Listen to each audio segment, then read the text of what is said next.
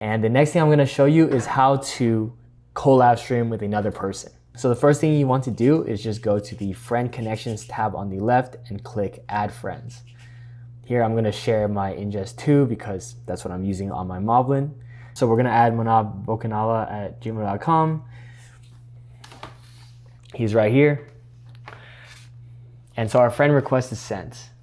And on his end, all he needs to do is he'll get a notification here, so he needs to accept it and just share over his ingest as well.